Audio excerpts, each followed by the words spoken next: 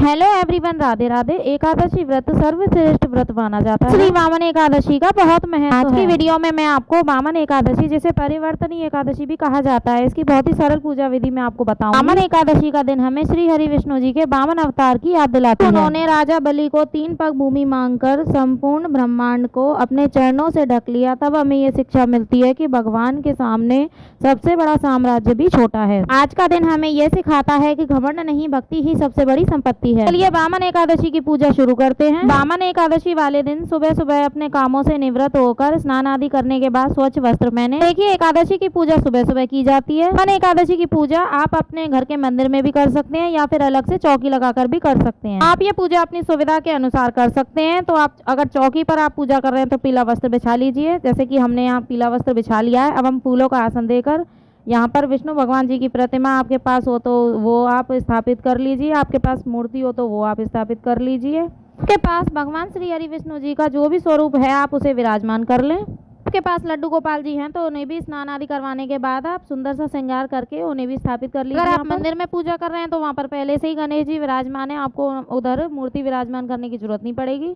लेकिन अगर आप चौकी पर पूजा कर रहे हैं तो आप चौकी लगाकर तो उस पर आपको गणेश जी को विराजमान जरूर करना है। यहाँ पर जल के छींटे लगाकर हम सबको भावपूर्ण स्नान करवाएंगे। इसके बाद हम घी का दीपक जलाएंगे और दीपक का पूजन भी हम कर लेंगे। इसके बाद हम गणेश जी को वस्त्र स्वरूप कलावा समर्पित करेंगे। बाद रोली से चंदन से हम तिलक करेंगे, समर्पित करेंगे, यानी कि हमें सबसे पहले गणेश जी की पूजा करनी है। इसके बाद भगवान श्री हरि विष्णु जी को हम वस्त्र स्वरूप कलावा समर्पित करेंगे, चंदन से तिलक करेंगे। देखिए, राजा बलि ने वामन देव को सब कुछ अर्पित कर दिया था। तो यही बात हमको सिखाती है कि भगवान को सिर्फ पूजा नहीं, अहंकार को भी त्याग हमें करना है। को हम चंदन से तिलक कर देंगे। देखिए, एकादशी के व्रत में कभी भी चावल का उपयोग किया नहीं जाता है, चावल का सेवन किया जाता है, पूजा में उपयोग किया जाता है।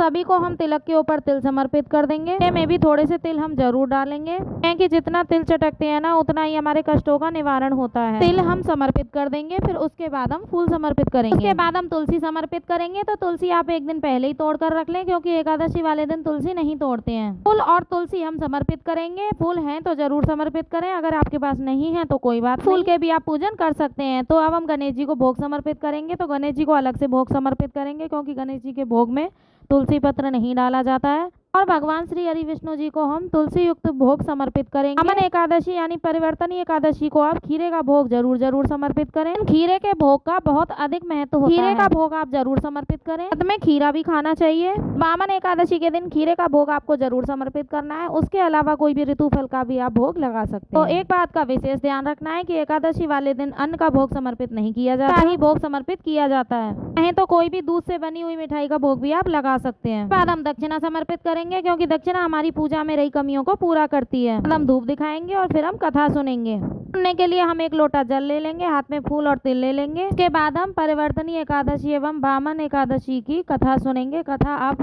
पुस्तक में से भी पढ़ सकते हैं या फिर आपके पास पुस्तक नहीं है तो आप मोबाइल से भी सुन सकते हैं। कथा सुनने के बाद हमने जो हाथ में फूल और तिल लिए थे वो हम थोड़े से विष्णु भगवान जी के चरणों में समर्पित कर देंगे और थोड़े से लोटे में डाल देंगे। इस तरह से हमारी वामन एकादशी की व्रत कथा संपन्न हो जाएगी। सुनने के बाद फिर हम आरती करेंगे। चाहे तो कपूर से आरती कर सकते हैं या फिर जो आपने दीवा प्रज्वलित किया है उसी से आरती कर सकते हैं। पहले हम गणेश जी की आरती करेंगे, फिर उसके बाद हम श्री हरि विष्णु जी की आरती करेंगे। तो बहुत ही प्रेम पूर्वक हमको आरती करनी है। आरती करने के बाद हाथ जोड़कर पूजा में रही कमियों के लिए क्षमा याचना करेंगे एवं अपने परिवार की मनोकामना पूर्ति के लिए प्रार्थना करेंगे। इसके बाद हम हाथ में थोड़ा सा जल लेंगे और चौकी के ऊपर 3 बार इस तरह से वार देंगे। इस तरह से वामन एकादशी की जो पूजा है वो पूर्ण हो जाएगी। के बाद जो जल का लोटा है उसे हम सूर्य भगवान को अर्घ दे देंगे। भोग प्रसाद हम समर्पित किए हैं वो सभी हम अपने परिवार में प्रसाद स्वरूप ही बांट लेंगे। ये चौकी हमें यहाँ से नहीं उठानी है, ये अगले दिन उठेगी। चौकी पर दीवा जलाना है और आरती करनी है। श्री वामन एकादशी की पूजा विधि। अब 2025 में एकादशी कब है ये भी जान लेते हैं। तो 3 सितंबर को व्रत रखा जाएगा और व्रत का पारण है 4 सितंबर 2025 सुबह 6:02 से लेकर